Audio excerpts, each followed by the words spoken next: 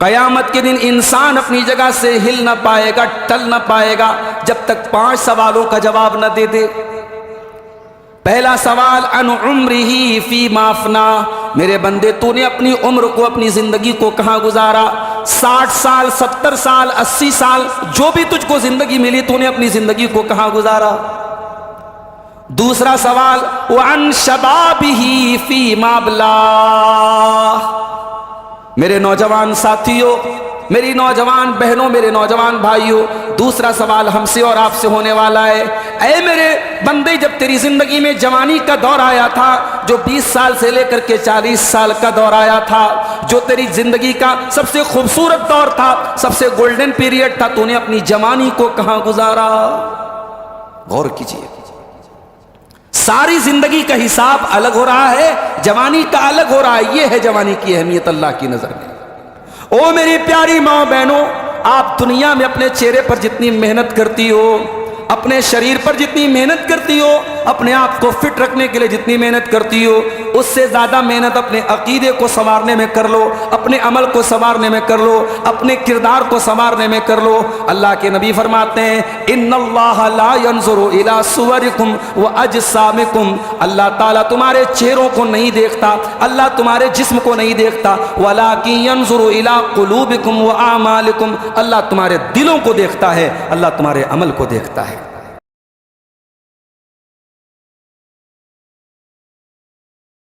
الحمدللہ نحمده ونستعینه ونستغفره ونعوذ باللہ من شرور انفسنا ومن سیئات اعمالنا من يهده الله فلا مضل له ومن يضلل فلا هادي له واشهد ان لا اله الا الله وحده لا شريك له واشهد ان محمدا عبده ورسوله يا ايها الذين امنوا اتقوا الله حق تقاته ولا تموتن الا وانتم مسلمون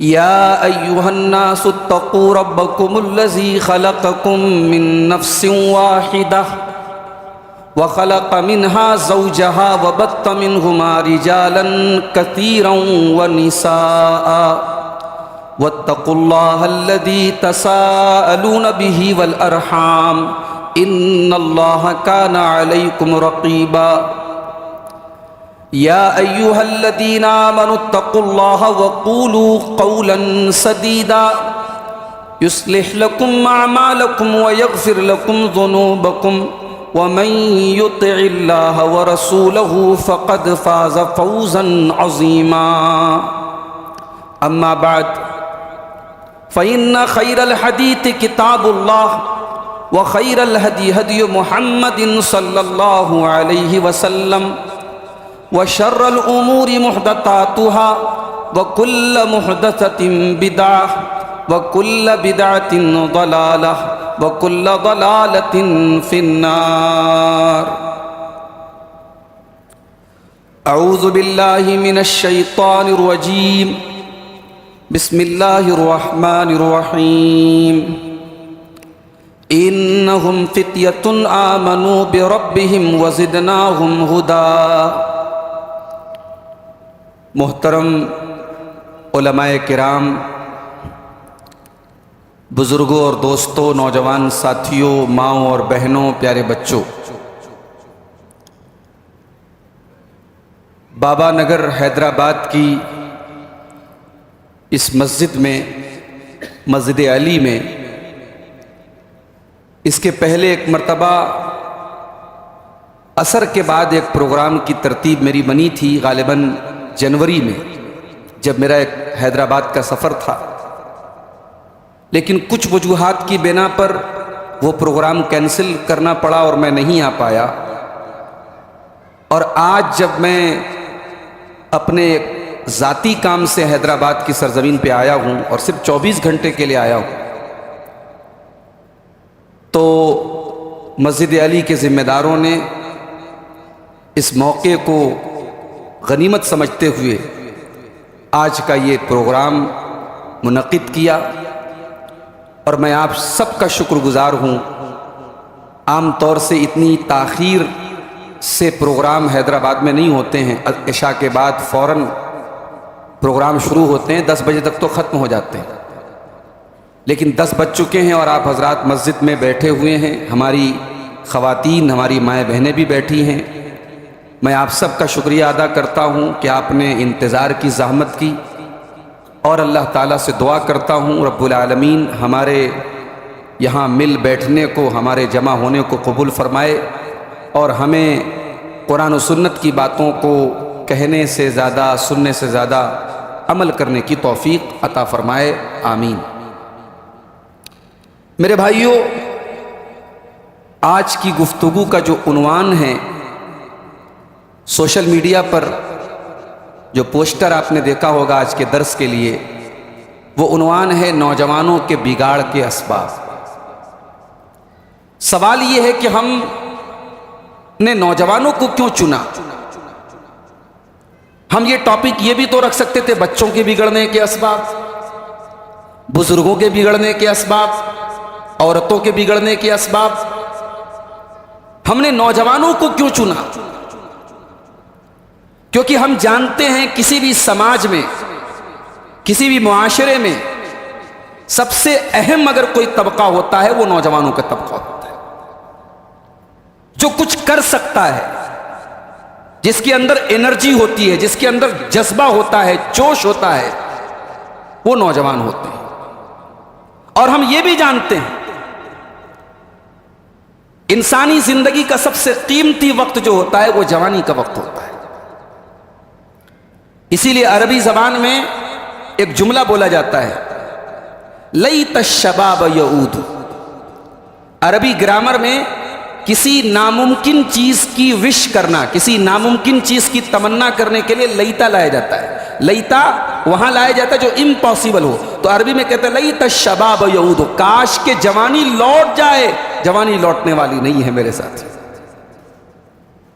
آپ کی زندگی میں 20 سال کی عمر میں جو انرجی ہے وہ 50 سال میں نہیں پیدا ہو سکتی۔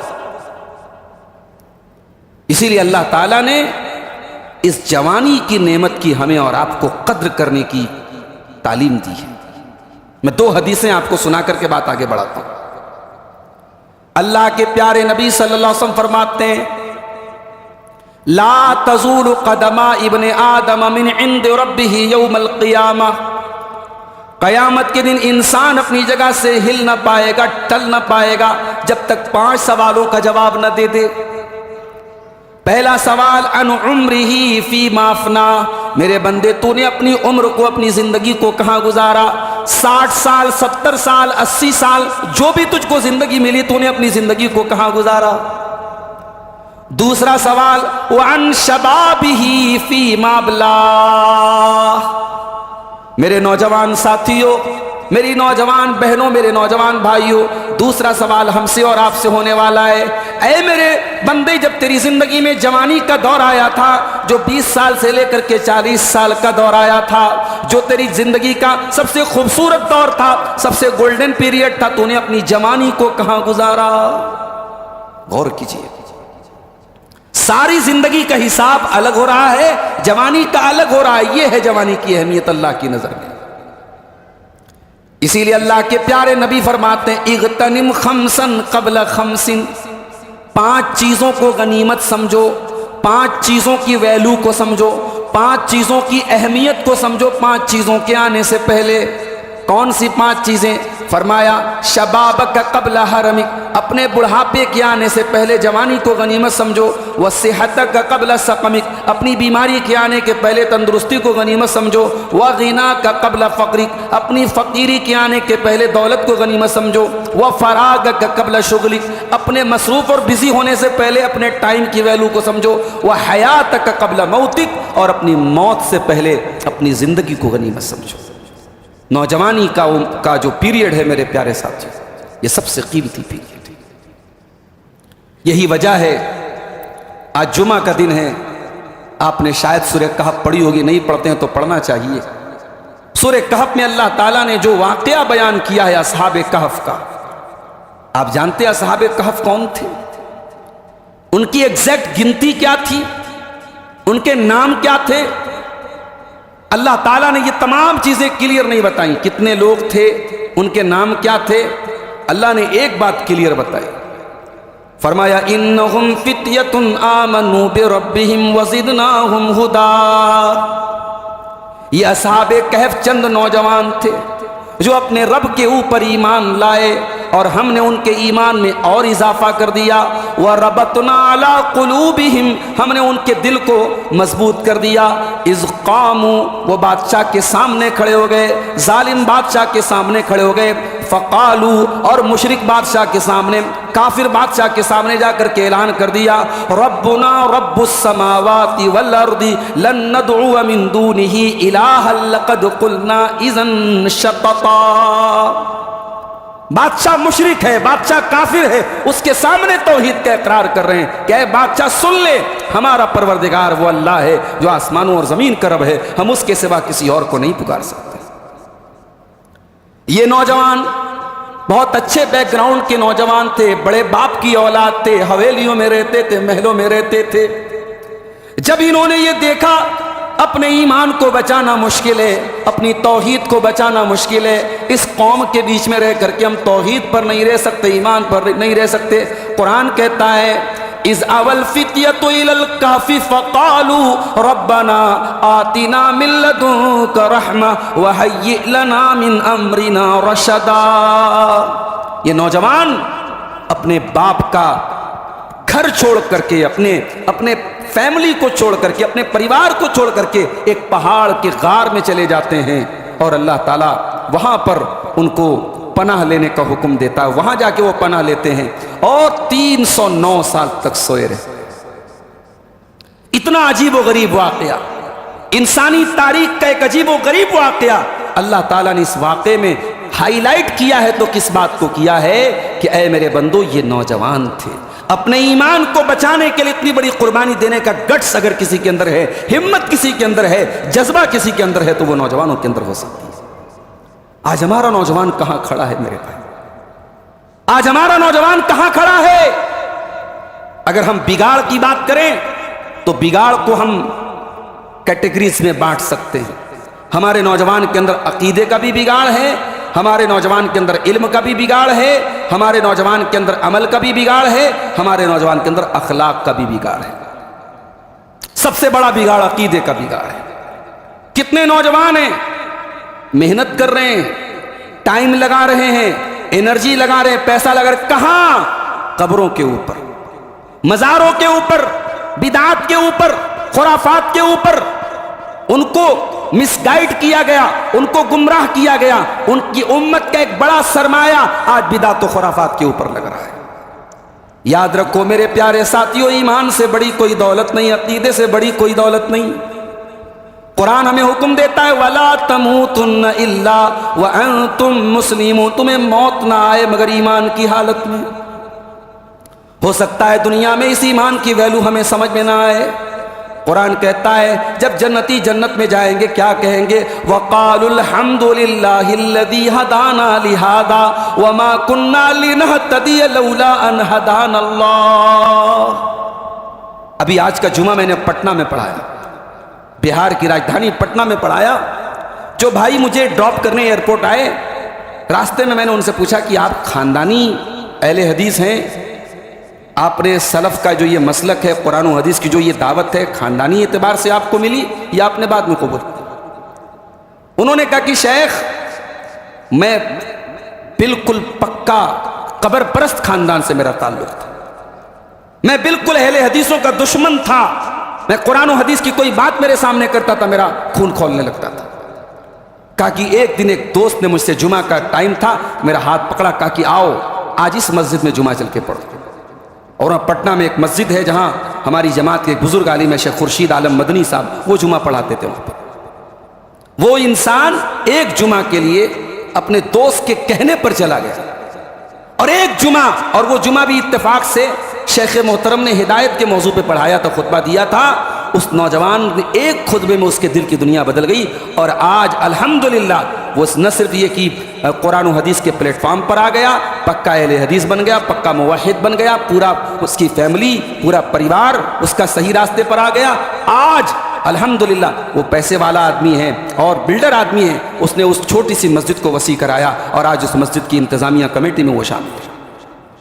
اللہ کہاں کب کس کو ہدایت دے دے میرے بھائی، ہماری اوقات تھوڑی ہے، یہ ہدایت اللہ کی توفیق سے ہمیں ملتی ہے۔ یہ ایمان کی دولت، یہ ہدایت کی دولت دنیا کی سب سے بڑی دولت ہے۔ میرے نوجوانوں، اس نعمت کی قدر کرو، کہیں ایسا نہ ہو، یہ فتنوں کا دور ہے، کبھی کسی لالچ میں آ کر کے، کسی کی باتوں میں آ کر کے، اور اپنی بہنوں سے کہنا چاہوں گا، کسی کے پیار اور کسی کے محبت کے چکر میں پڑ کر کے اللہ کے واسطے اپنے ایمان کا سودا مت کر لینا۔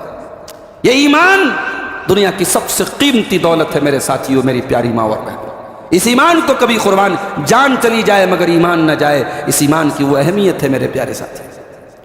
قرآن کہتا ہے ان الذین کفروا وماتوا وهم کفار، جو لوگ کفر کی حالت میں دنیا سے چلے جائیں گے، ایمان کے بغیر دنیا سے چلے جائیں گے، فَلَن يُقْبَلَ مِنْ أَحَدِهِمْ مِلْءُ الْأَرْضِ ذَهَبًا، وہ زمین بھر کے سونا بھی اگر لے کے اللہ کی بارگاہ میں آ جائے، زمین بھر کے سونا بھی ان کا قبول نہیں کیا جائے گا۔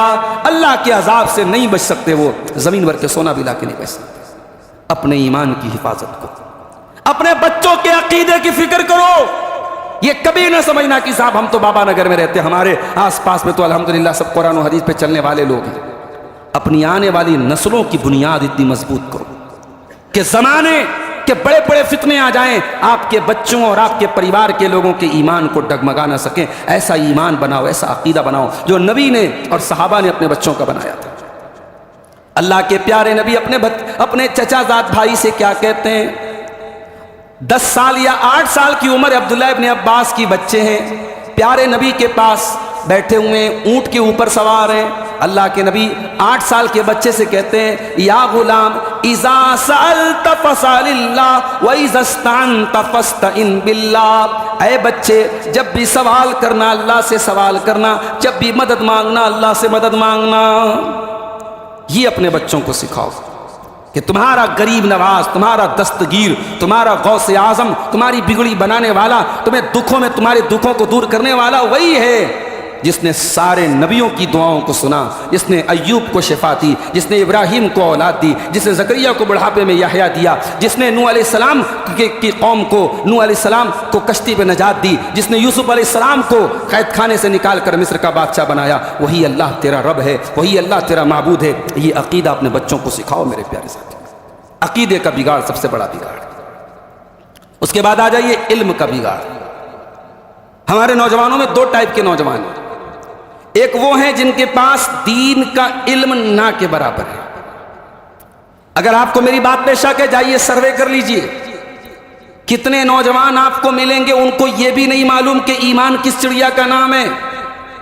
ان سے پوچھو کہ واٹ از ایمان، what is the definition of ایمان، ایمان کس کو بولتے ہیں، ایمان کے ارکان کیا ہیں، ایمان کے پلرز کیا ہیں، کن کن چیزوں پر ایمان لانا کمپلسری ہے ایک مسلمان کے لیے، وہ جواب نہیں دے پائیں گے۔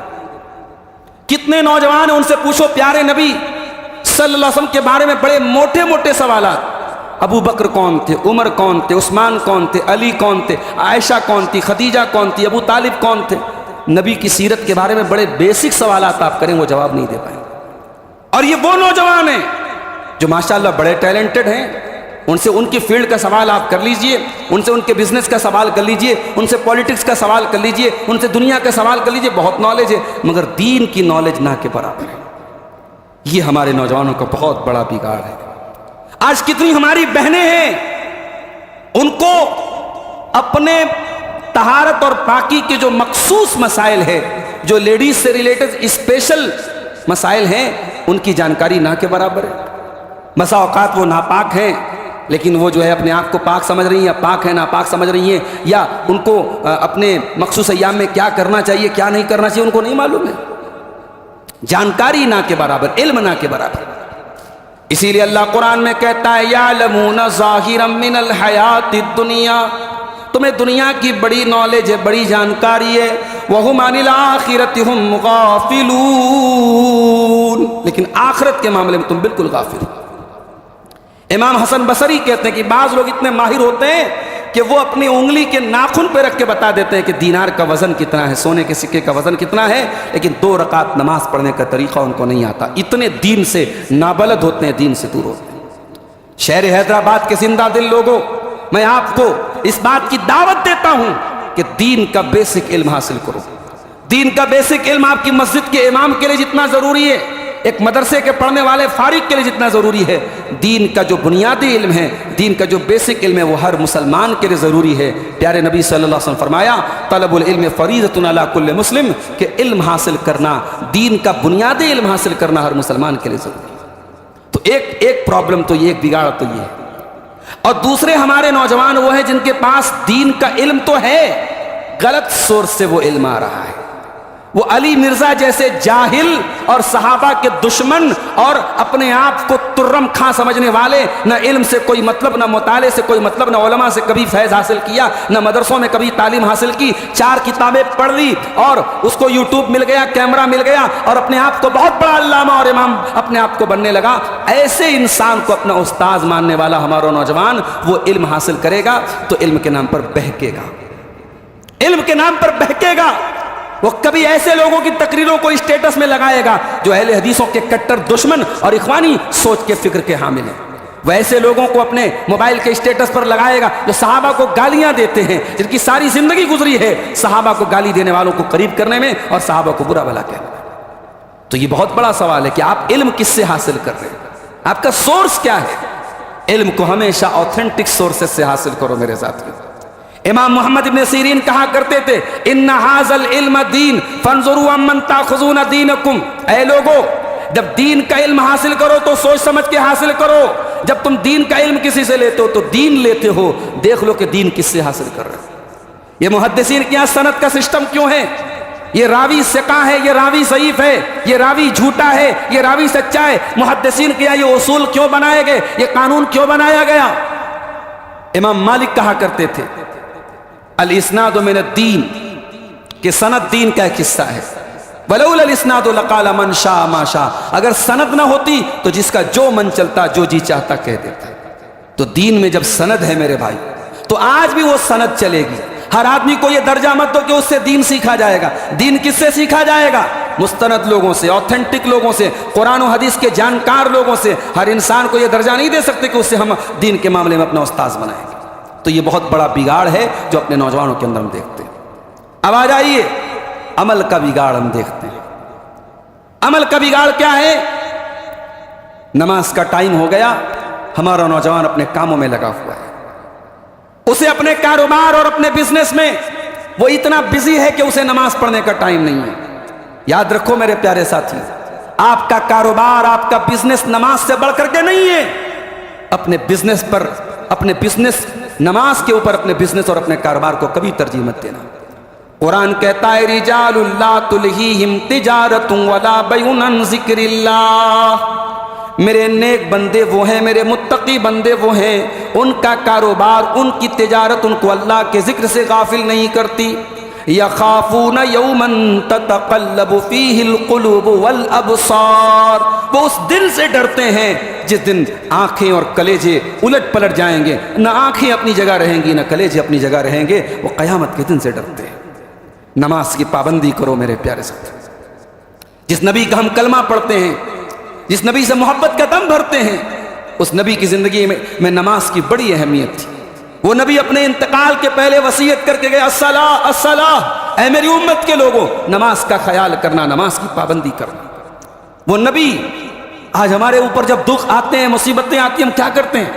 ہم دوستوں سے مشورہ کرتے ہیں، بیوی سے مشورہ کرتے ہیں، ساتھیوں سے مشورہ کرتے ہیں، ارے یار یہ پرابلم آ گئی، کیا کریں کیا نہ کریں۔ میرے نبی پر جب کوئی پرابلم آتی تھی، حدیث کے الفاظ ہیں، اللہ کے پیارے نبی نماز میں کھڑے ہو جاتے تھے، اللہ کی بارگاہ میں اپنا شکوہ پیش کرتے تھے، اللہ کے سامنے اپنی پرابلم رکھتے تھے، اللہ کے سامنے اپنا شکوہ رکھتے تھے۔ زندگی میں جب مسائل میں گرفتار ہو جانا، جب مصیبتوں میں پڑ جانا، جب زندگی میں کوئی راستہ نظر نہ آئے تو آنا، اللہ کے گھر میں آنا اور اللہ کے سامنے سجدہ کر لینا۔ میرے بھائیوں، میں بڑے یقین کے ساتھ کہتا ہوں، میری بہنوں میں بڑے یقین کے ساتھ کہتا ہوں، اللہ کے سامنے جھک جاؤ گے، کسی اور کے آگے جھکنے کی ضرورت نہیں پڑے گی۔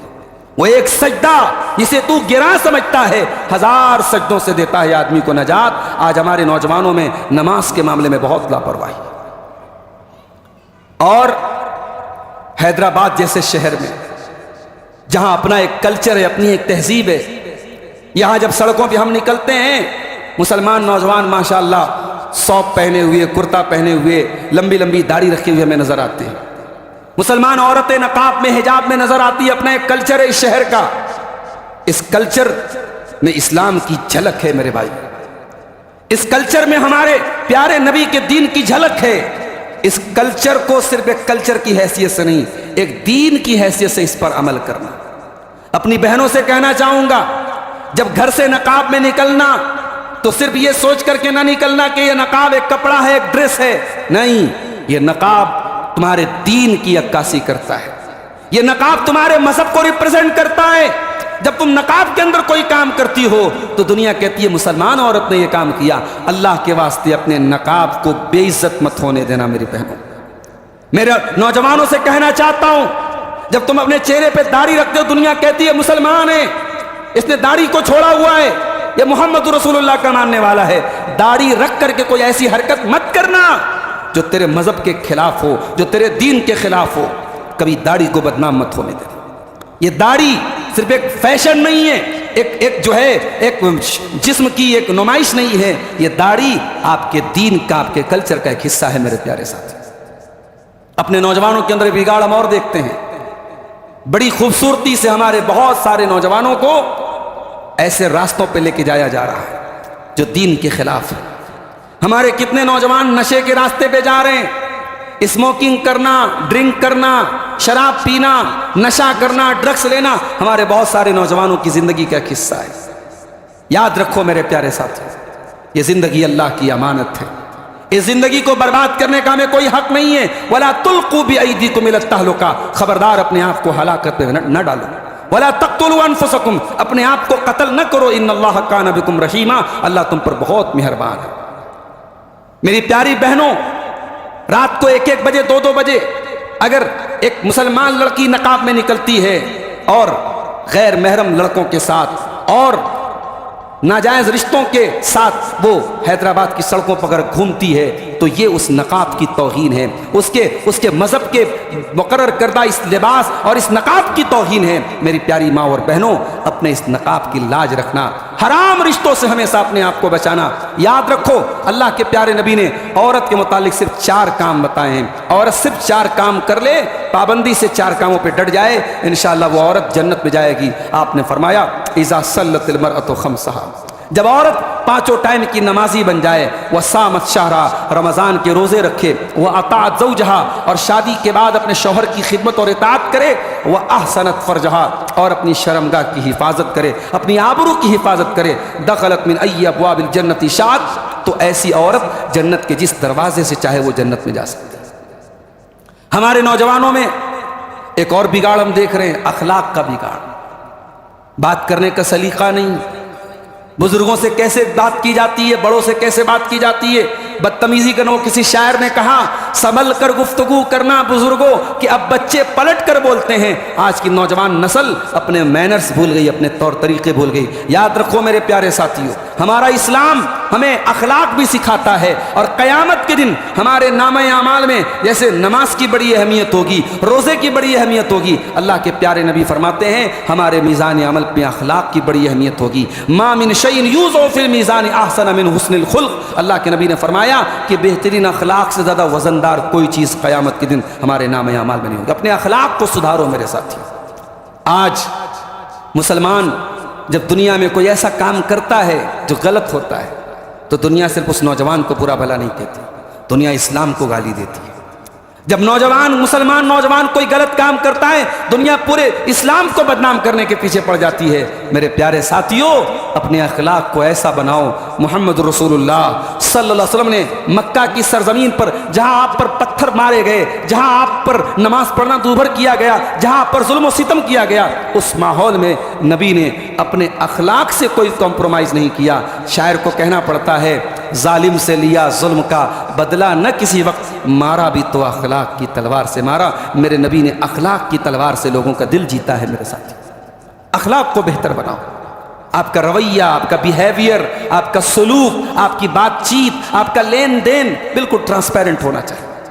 آج حالات یہ ہیں، میں بڑی ذمہ داری کے ساتھ یہ بات کہہ رہا ہوں کہ آج ہمارے کاروباری طبقے میں، ہمارے تجارت کرنے والے طبقے میں کتنے مسلمانوں کی زبان سے میں نے سنا، وہ کہتے ہیں صاحب مسلمان سے کاروبار کرنے میں ڈر لگتا ہے، مسلمان سے کاروبار کرنے میں ڈر لگتا ہے، اس کی داڑھی دیکھ کر، اس کی پیشانی کے سجدے کے نشان دیکھ کر کہ ہم دھوکہ کھا جاتے ہیں، ایسا فراڈ کرتا ہے کہ ہمیں بعد میں پچھتانا پڑتا ہے کہ ہم نے کیوں اس کی بات پہ بھروسہ کیا۔ میرے پیارے ساتھیوں، آپ کا کہ چہرے پر داڑھی اور آپ کے ماتھے پر سجدے کا نشان یہی اسلام کی علامت نہیں ہے۔ آپ کا لین دین کیسا ہے، آپ کا اخلاق کیسا ہے، یہ بھی آپ کے ایمان کی پہچان ہے۔ اگر داڑھی رکھ کر اور ماتھے پہ سجدے کا نشان سجا کر آپ لوگوں کے ساتھ فراڈ کرتے ہیں، دھوکہ کرتے ہیں، تو معاف کیجئے گا، آپ لوگوں کے ساتھ فراڈ نہیں کرتے، آپ اللہ کے ساتھ، اس کے دین کے ساتھ فراڈ کرتے ہیں۔ میرے پیارے نبی نے فرمایا، لیس منا من غشنا فلیس منا، جو دھوکہ دھڑی کرے، جو فراڈ کرے، جو وعدہ خلافی کرے، وہ ہم میں سے نہیں ہے۔ میرے پیارے ساتھی، یاد کیجئے نبی کی زندگی میں پہلی جنگ کون سی ہوئی تھی؟ کوئی بتا سکتا ہے؟ اللہ کے نبی نے مدینہ پہنچنے کے بعد مکہ کے کافروں کے ساتھ آپ نے پہلی جنگ کون سی لڑی تھی؟ بدر کی جنگ لڑی تھی۔ اس جنگ میں اللہ کے نبی کے ساتھ کتنے صحابہ تھے؟ 313 تھے تقریباً۔ سامنے دشمن کتنے تھے؟ 1000 تھے، یعنی دشمن کی تعداد 3x تھی، 3 گنا زیادہ تھی۔ ان حالات میں اللہ کے نبی کے پاس ایک صحابی حضرت حذیفہ ابن یمان آتے ہیں، کہتے ہیں اللہ کے نبی، ہم لوگ آ رہے تھے، راستے میں ہمیں دشمنوں نے گرفتار کر لیا، پکڑ لیا، اور ہم سے یہ وعدہ لیا کہ دشمن ہم اللہ کے نبی کے اور صحابہ کے ساتھ ہم جنگ میں شامل نہیں ہوں گے، ہم مشرکین کے خلاف جنگ میں شامل نہیں ہوں گے۔ ہم نے جب یہ وعدہ کیا ہے تب ہماری جان بخشی گئی ہے۔ اے اللہ کے نبی، ہم نے جان بچانے کے لیے یہ وعدہ کیا ہے، مگر ہم جانتے ہیں آپ کے لیے ایک ایک آدمی کی بڑی قیمت ہے۔ اے اللہ کے نبی، ہم اجازت چاہتے ہیں کہ ہمیں بدر کی لڑائی میں شامل ہونے کا موقع دیا۔ نبی نے فرمایا کہ نہیں، اے میرے صحابہ، ہم تمہارے وعدے کی قدر کریں گے، انصرفا، تم واپس جاؤ، نفی بعہدہم، ہم نے مشرکین سے جو ایگریمنٹ کیا ہے ہم اس وعدے کو پورا کریں گے۔ دنیا والے کہتے ہیں everything is fair in love and war, پیار اور محبت میں اور جنگ میں سب جائز ہے۔ نہ پیار اور محبت کے نام پہ سب جائز ہے، نہ جنگ کے نام پہ سب جائز ہے۔ میرے نبی نے جنگ کے بھی اصول بتائے ہیں۔ میرے پیارے ساتھی، جنگ کے اصول بتائے ہیں۔ آج دنیا جب جنگ لڑتی ہے، بچوں کو مارتی ہے، بوڑھوں کو مارتی ہے، اسپتالوں پر بم برساتی ہے، میرے نبی نے کبھی یہ تعلیم نہیں دی۔ میرے نبی جب صحابہ کرام کو جنگ کے میدان میں بھیجتے تھے، کہتے تھے اغزو بسم اللہ، جاؤ اللہ کے نام پہ لڑنا، اللہ کے نام پہ دشمن سے مقابلہ کرنا، ولا تقتلوا ولیدا، کسی بچے کو قتل نہ کرنا، ولا شیخا فانیا، کسی بوڑھے کو قتل نہ کرنا، ولا تحرقوا شجرا، کسی پیڑ کو آگ مت لگانا، کسی کی عبادت گاہ پر حملہ نہ کرنا۔ یہ اصول بتائے ہیں جناب محمد رسول اللہ صلی اللہ علیہ وسلم نے جنگ کے میدان کے۔ اور قرآن کہتا ہے وَلَا يَجْرِمَنَّكُمْ شَنَآنُ قَوْمٍ عَلَىٰ أَلَّا تَعْدِلُوا، کہ اے ایمان والو، کسی قوم سے اگر تمہاری دشمنی بھی ہے تو دشمنی کا مطلب یہ نہیں ہے کہ تم اپنے دشمن کے ساتھ ناانصافی کرو، ہمیشہ انصاف کا دامن تھام کے رکھنا۔ ابھی 3 دن پہلے کشمیر میں جو حادثہ ہوا، ہم نہیں جانتے اس حادثے کے ذمہ دار حقیقت میں کون لوگ ہیں۔ کبھی کبھی ایسا ہوتا ہے کہ کسی واقعے کے پیچھے بڑی گہری سازشیں ہوتی ہیں اور اس واقعے سے بہت سارے لوگ اپنے اپنے فائدے اٹھاتے ہیں۔ ہم اتنا جانتے ہیں کہ جو لوگ کشمیر میں ٹورسٹ کی حیثیت سے گئے تھے، ان بے قصور اور نہتے لوگوں کو اس طریقے سے مارنے والا ظالم تھا، چاہے وہ کوئی بھی ہو۔ مگر آج ملک کا ماحول کیا بنا دیا گیا، پورے ملک کا ماحول کیا بنا دیا گیا۔ اتر پردیش کی آگرہ کی سرزمین پر ایک مسلمان ریسٹورنٹ والا جس کا نام گلفام تھا، اس کو راستے میں پکڑ کر کے نام پوچھ کر کے مار دیا گیا، اور باقاعدہ ویڈیو جاری کیا گیا کہ ہم 26 کا بدلہ 2600 سے لیں گے۔ یہ حالات اس ملک کے بنا دیے گئے۔ مسلمان قتل ہوتا ہے تو کسی کو یہ نہیں لگتا کہ ہندوستان کی آتما پر حملہ ہوا ہے؟ کیا مسلمان کی جان جان نہیں ہے؟ مسلمان کا خون خون نہیں ہے؟ ہم کہتے ہیں کچھ دنوں پہلے جب ممبئی میں چلتی ٹرین پر ایک پولیس والے نے مسلمانوں کا نام پوچھ کر کے مسلمانوں کو گولی ماری تھی، وہ بھی غلط تھا، اور آج کشمیر کی گھاٹی میں اگر کسی غیر مسلم کو اس کا نام پوچھ کے اور مذہب پوچھ کے مارا گیا ہے اور کلمہ پڑھنے کا اور اذان کا نام لے کر کے مارا گیا تو یہ بھی غلط ہے، غلط ہوتا ہے میرے پیارے ساتھیوں۔ اس کو مذہب کے چشمے سے دیکھنا یہ صحیح نہیں ہے میرے عزیزوں۔ قرآن کا اصول یاد رکھو، کسی کے ساتھ ہماری دشمنی بھی ہے تو دشمنی کا مطلب یہ نہیں کہ ہم انصاف کا دامن ہاتھ سے چھوڑ دیں، ہمیں انصاف کا دامن اپنے ہاتھ سے کبھی نہیں چھوڑنا ہے۔ ہم مسلمان ہیں، ہم انصاف والی قوم ہیں، ہم جسٹس والی قوم ہیں، ہم ہمیشہ انصاف اور عدل کے ساتھ کھڑے ہونے والے لوگ ہیں۔ نوجوانوں سے کہنا چاہوں گا، اپنے جسم کو طاقتور بناؤ، جم جاؤ، اپنے شریر کو اچھا بناؤ، اچھا کھاؤ، اچھا پہنو، اپنے آپ کو طاقتور بناؤ۔ اللہ کے پیارے نبی فرماتے ہیں المومن القوی خیر واحب الی اللہ من المومن الضعیف، اللہ تعالیٰ کے نزدیک طاقتور مومن زیادہ محبوب ہے کمزور کے مقابلے۔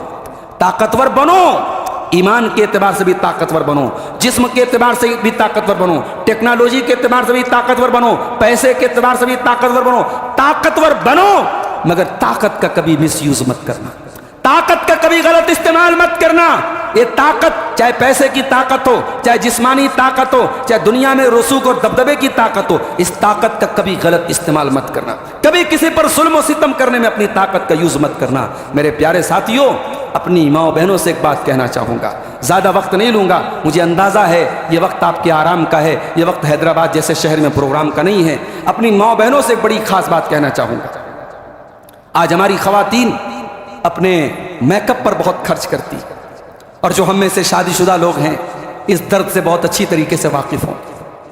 پوری ایک انڈسٹری ہے میک اپ انڈسٹری، عورتیں کتنا خرچ کرتی ہیں چہرے کے اوپر، شادی میں جانا ہو، کہیں کسی فنکشن میں جانا ہو، اتنے طریقے کے وہ میک اپ کرتی ہیں کہ اللہ کی پناہ ہے۔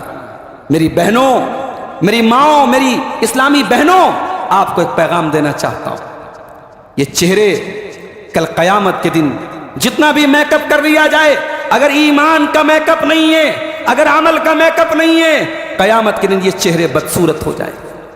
قرآن کہتا ہے وجوہ یومئذ ناظرہ الی ربہا ناظرہ، قیامت کے دن کچھ چہرے بڑے خوبصورت ہوں گے، بڑے تر و تازہ ہوں گے، بڑے فریش ہوں گے، یہ جنتی لوگوں کے چہرے ہوں گے جو اللہ کا دیدار کریں گے۔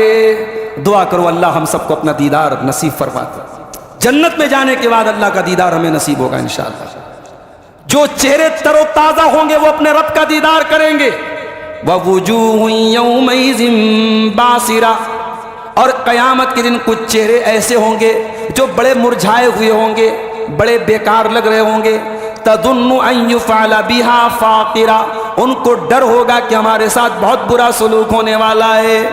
او میری پیاری ماں بہنوں، آپ دنیا میں اپنے چہرے پر جتنی محنت کرتی ہو، اپنے شریر پر جتنی محنت کرتی ہو، اپنے آپ کو فٹ رکھنے کے لیے جتنی محنت کرتی ہو، اس سے زیادہ محنت اپنے عقیدے کو سنوارنے میں کر لو، اپنے عمل کو سنوارنے میں کر لو، اپنے کردار کو سنوارنے میں کر لو۔ اللہ کے نبی فرماتے ہیں ان اللہ لا ينظر الى صورکم واجسامکم، اللہ تعالیٰ تمہارے چہروں کو نہیں دیکھتا، اللہ تمہارے جسم کو نہیں دیکھتا، ولکن ينظر الى قلوبکم واعمالکم، اللہ تمہارے دلوں کو دیکھتا ہے، اللہ تمہارے عمل کو دیکھتا ہے۔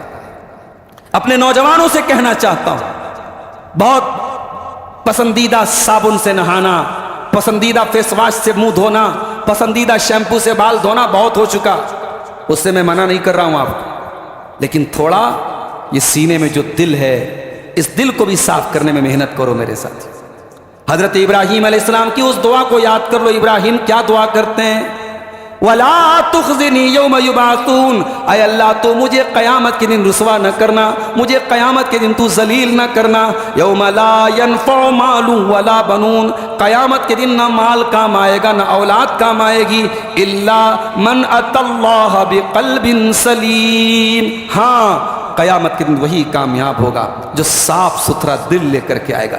دل پر محنت کرو میرے ساتھیو، دل کو لالچ سے پاک کرو، دل کو حسد سے پاک کرو، دل کو دنیا کی ناجائز محبت سے پاک کرو، دل کو ناجائز عشق و محبت کے پھندے سے بچا کے رکھو، دل کی حفاظت کرو میرے نوجوان ساتھی۔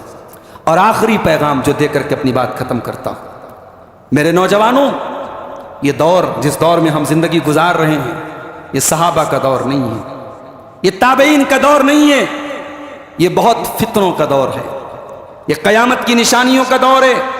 قدم قدم پر آپ کو گناہوں کے موقع ملیں گے، قدم قدم پر شیطان نے اتنے جال بچھا کے رکھے ہیں کہ آپ کو اپنے قدم کو بچانا بہت مشکل ہے، لیکن شیطان کے بچھائے ان جالوں سے بچا کر کے اپنی زندگی کو اللہ کے بتائے ہوئے راستے پر چلانا، اسی کا نام تقویٰ ہے۔ اور جس نے تقویٰ کو اپنا لیا، قرآن کہتا ہے وَمَن يَتَّقِ اللَّهَ يَجْعَل لَّهُ مَخْرَجًا، جو اللہ کا تقویٰ اپنائے گا، جس کے دل میں اللہ کا ڈر ہوگا، اللہ زندگی کے ہر موڑ پر اس کو راستہ عطا کرے گا۔ وَيَرْزُقْهُ مِنْ حَيْثُ لَا يَحْتَسِبُ، اور اللہ وہاں سے روزی دے گا کہ وہ سوچ بھی نہیں سکتا۔